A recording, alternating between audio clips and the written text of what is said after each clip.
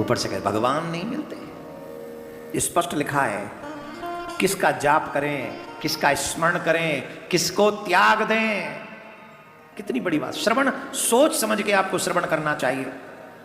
ध्यान रखिए, ये बात मैंने इसीलिए बोली, अगर आप भक्ति साधन संपन्न होना चाहते हैं तो एक एक चीज का दर्शन क्या करें, श्रवण क्या करें, बोलें क्या, ये ध्यान होना चाहिए सावधानी पूर्वक। ये राजा परीक्षित के प्रश्न है, जो मरने वाला व्यक्ति हो उन सबको ध्यान रखना चाहिए।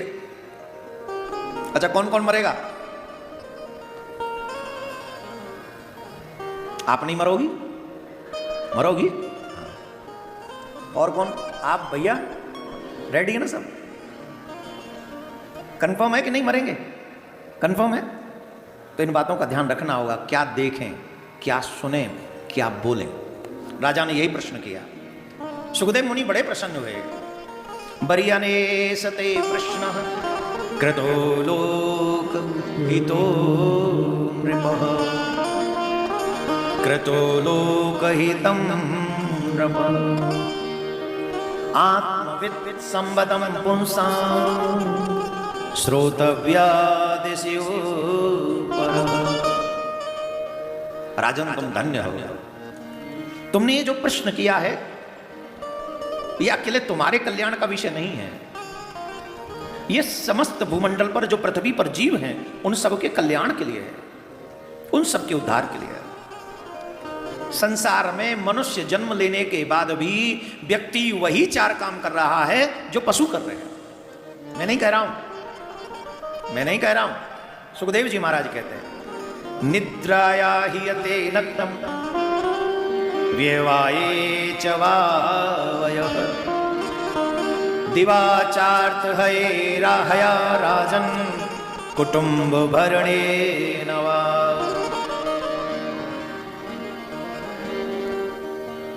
संसार के लोग, उसकी सारी उम्र यूं ही बीत जाती है। उनकी रात नींद या स्त्री के संग में बीतती है, और दिन जो है वो दिन भर धन की कमाई की, पैसे की हाय हाय में, कमाई की हाय हाय में, और खाने में और कुटुंब के भरण पोषण में ही निकल जाता है। एक बात बताऊं, कई बार आज के युग को देखते हुए मुझे लगता है कि मनुष्य उतना अच्छा नहीं हो सकता जितने अच्छे कई बार पशु दिखते, पक्षी दिखते या अन्य जातियां दिखती हैं।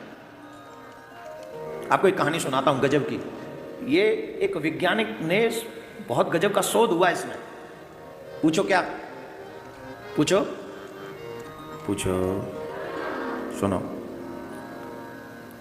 एक जगह पर पृथ्वी में कहीं भूकंप हुआ हल्का सा, और पृथ्वी, वो जो एक मकान था वो थोड़ा हिला विला, थोड़ा गिर, थोड़ा कहते ना दीवार हिल गई। तो उस दीवार को ठीक करने के लिए मिस्त्रियों को बुलाया गया, और जब मिस्त्रियों को बुलाया गया तो एक अद्भुत विचित्र सा दृश्य था। एक छिपकली, ध्यान से सुनना, एक छिपकली की पूंछ में कील गड़ी थी और उसकी पूंछ कट गई थी, लेकिन पूंछ कटी अलग पड़ी थी, फिर भी वो जो छिपकली थी अटकी हुई थी उस कील से। समझ गए? नहीं समझे? समझ गए ना? और वो छिपकली जिंदा थी, वो छिपकली जिंदा थी। अब ये शोध किया गया कि ये उस समय दीवार में अड़ी होगी, उस समय इसके तन में कील गड़ी होगी जब ये दीवार खड़ी की जा रही थी। समझ गए? और ये मकान लगभग 15 से 20 साल पुराना है, और 15-20 साल तक ये छिपकली जिंदा है।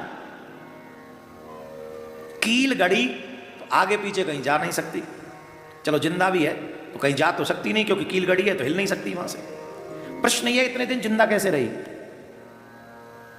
भाई जिंदा रहने के लिए, खाने के लिए तो कहीं जाना पड़ेगा, भोजन तो ढूंढने के लिए जाना पड़ेगा। अब अगर कील गड़ी है तो निकल तो सकती नहीं,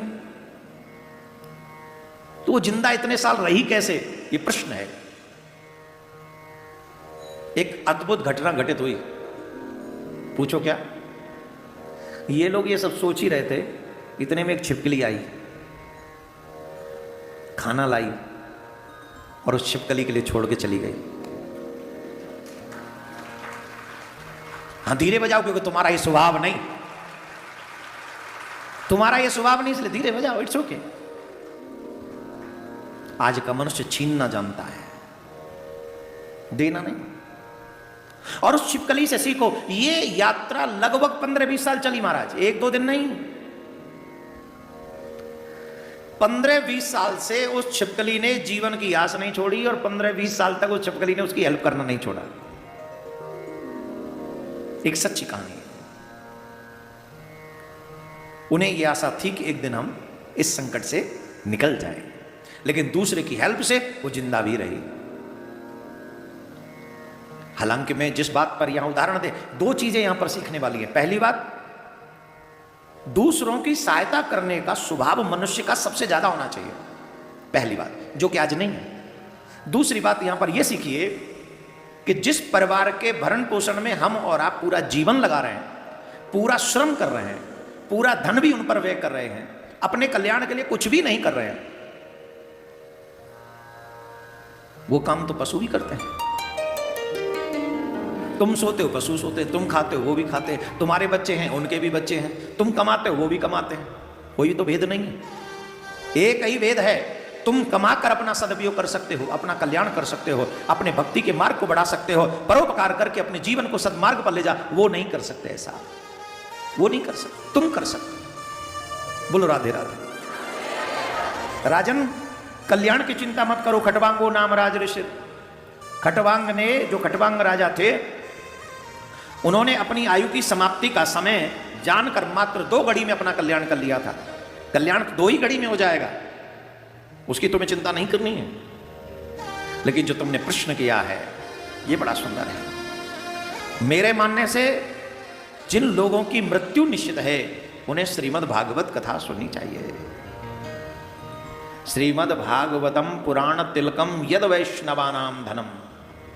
ये जो भागवत है, ये वैष्णवों का परम धन है। हमारा धन नोट नहीं है, कागज नहीं है, सोना नहीं है, चांदी नहीं है, हीरा नहीं है, पन्ना नहीं है। हमारा धन है ये श्रीमद् भागवत। जितनी बार आप भागवत सुनोगे, उतने ही आप कृष्ण की कृपा के और नजदीक पहुंच जाओगे और करीब पहुंच जाओगे।